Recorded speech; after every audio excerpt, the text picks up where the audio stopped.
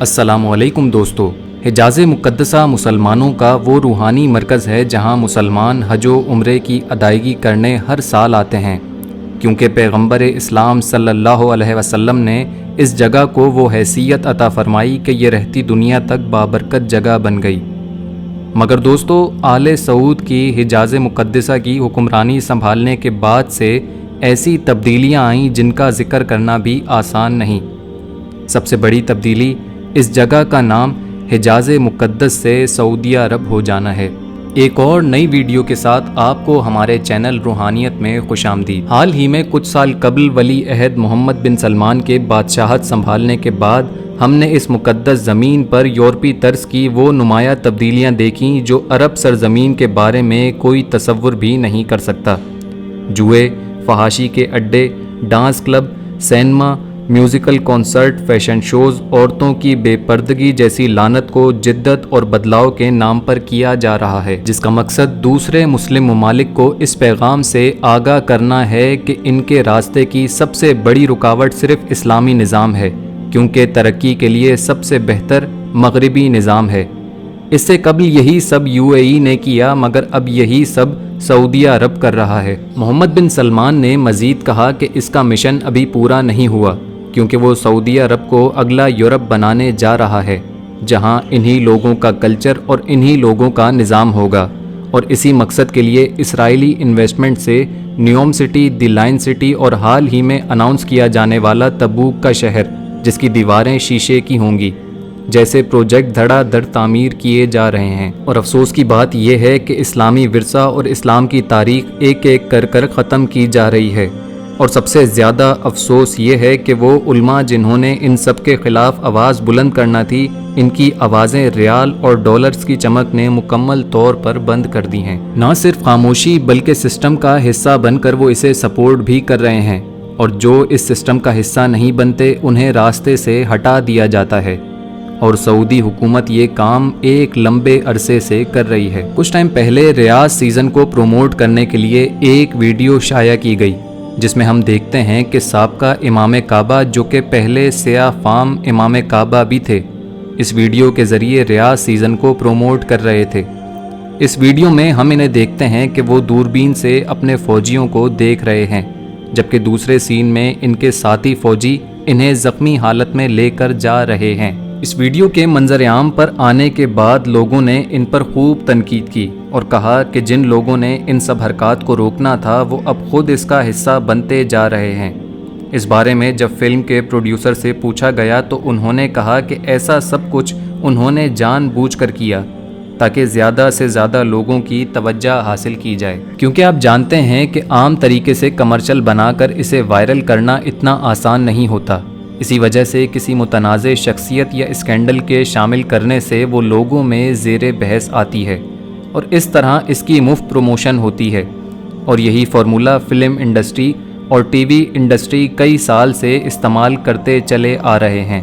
اور اس اسکینڈل کو بنانے کے لیے سعودی عرب میں امام کعبہ شیخ عادل اس کے سب سے بہترین چوائس تھے۔ 2018 میں انہیں تراویح اور وتر کا امام مقرر کیا گیا تھا، مگر کچھ عرصے بعد ان پر روشن خیالی کا ایسا بھوت سوار ہوا کہ پہلے انہوں نے میوزک کو جائز قرار دے کر فتویٰ دیا، اور پھر 2018 میں سعودی عرب میں ہونے والی تاش کی ایک چیمپئن شپ کا افتتاح بھی ان سے کیا گیا، جو کہ جوئے کی ایک قسم ہے۔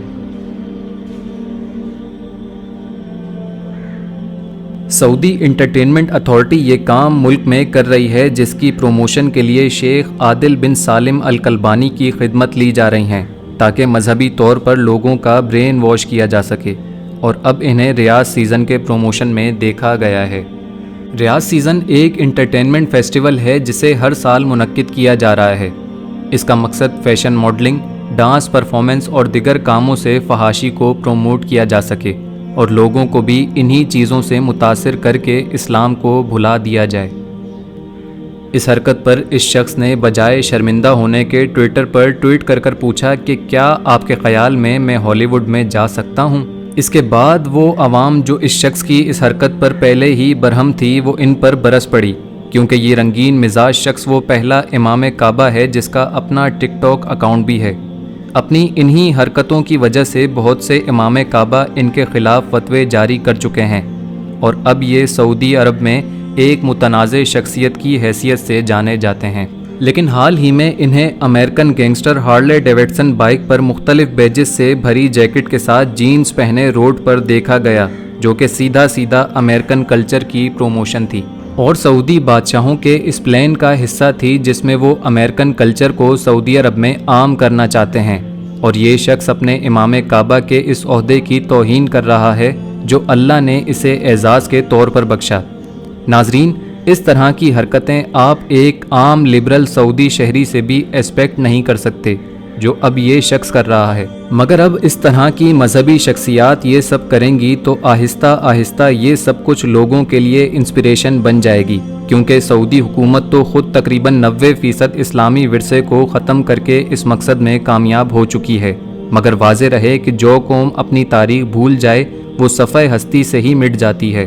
کیونکہ ان کی تلواریں تو ویسے ہی زنگ کھا چکی ہیں، کیونکہ ان کا استعمال جب ہی ہوتا ہے جب عربوں کو ڈانس کرنا یا ناچنا ہو، اور آہستہ آہستہ عرب بت پرستی کو بھی پروموٹ کر رہے ہیں، جس کا ثبوت حال ہی میں UAE میں کیا جانے والا مندر کا افتتاح ہے جسے یہ سیکولرزم کا نام دے رہے ہیں۔ ذرا سوچیں کہ یہ لوگ کس کو خوش کرنا چاہتے ہیں۔ امام کعبہ کے عہدے کی کچھ ذمہ داری ہوتی ہے، اگر یہ وہ ذمہ داری اٹھا نہیں سکتے تو یہ عہدہ اٹھاتے کیوں ہیں؟ صرف مسلمانوں کو گمراہ کرنے کے لیے؟ اس کی سادی اور سمپل مثال یہ ہے کہ ہر داڑھی والا شخص چور نہیں ہوتا، بلکہ چور داڑھی رکھ لیتا ہے، یعنی اصل میں نہ وہ شخص گناہ گار ہے نہ اس کا دین۔ مگر افسوس یہ ہے کہ اسلام نے ان لوگوں کو اتنی عزت بخشی، مگر یہ لوگ کچھ وقت کے دنیاوی فائدے کے لیے شیطان کے پیچھے لگ گئے، جو کہ انسان کا سب سے بڑا دشمن ہے، جو انسان کے گناہوں کو سنوار کر دکھاتا ہے اور انہیں محسوس کرواتا ہے کہ جو گناہ تم کر رہے ہو اصل میں وہ گناہ ہے ہی نہیں۔ اور یہی سب کچھ آج کل سعودی عرب میں ہو رہا ہے، اور اسی لیے حضور اکرم صلی اللہ علیہ وسلم نے اپنے آخری خطبے میں ارشاد فرمایا تھا کہ اے لوگو، میں تمہاری ہدایت کے لیے 2 چیزیں چھوڑ کر جا رہا ہوں، ایک اللہ کی کتاب قرآن مجید اور دوسری میری سنت۔ اگر تم ان دونوں کو مضبوطی سے پکڑے رہو گے تو کبھی گمراہ نہیں ہوگے، ہمیشہ ان دونوں کو پکڑے رہنا۔ آپ صلی اللہ علیہ وسلم نے اپنے اس خطبے میں کسی شخص کا ذکر نہیں کیا کہ اس کے پیچھے چلنا، بلکہ اپنی سنت اور قرآن مجید کو ہدایت کا سامان بتا دیا۔ جیسا کہ اللہ قرآن مجید کی سورہ حشر میں فرماتا ہے کہ اے ایمان والو، اللہ سے ڈرو اور ہر شخص کو دیکھنا چاہیے کہ اس نے کل یعنی آخرت کے لیے کیا بھیجا ہے، بے شک اللہ تمہارے سب اعمالوں سے خبردار ہے۔ اور ان جیسے نہ ہو جانا جنہوں نے اللہ کو بھلا دیا تو اللہ نے انہیں ایسا کر دیا کہ یہ لوگ اپنے آپ کو ہی بھول گئے، یہی لوگ ہیں نافرمان۔ دوزخی اور جنتی برابر نہیں ہو سکتے، اور جنتی لوگ ہی کامیابی حاصل کرنے والے ہیں۔ اگر ہم اس کتاب کو کسی پتھر پر بھی نازل کرتے تو وہ بھی خوف خدا سے فنا ہو جاتے، مگر افسوس کہ انسان کو اسے پڑھ کر بھی اس کا کوئی اثر نہیں ہوتا، کیونکہ ان کے دل پتھر سے بھی زیادہ سخت ہو چکے ہیں، اور یہی وہ لوگ ہیں جن کے دلوں پر مہر لگ چکی ہے۔ مگر ہم اللہ سے دعا ہی کر سکتے ہیں کہ اللہ ان جیسے تمام بھٹکے ہوئوں کو اور گمراہ لوگوں کو ہدایت دے اور انہیں اپنے منصب کی پاسداری کی توفیق عطا فرمائے، کیونکہ اللہ کے رسول نے تو کافروں کو بھی بد دعا نہیں دی، یہ تو پھر بھی خود کو مسلمان کہتے ہیں۔ دوستو، آپ کو اس ویڈیو سے کچھ نیا جاننے کو ملا تو اسے ضرور لائک کریں اور چینل کو ضرور سبسکرائب کیجیے گا۔ اب میں آپ سے ملوں گا ایسی ہی ایک اور نئی انٹرسٹنگ ویڈیو میں، تب تک اپنا بہت سا خیال رکھیے گا۔ Thanks for watching this video. Allah حافظ۔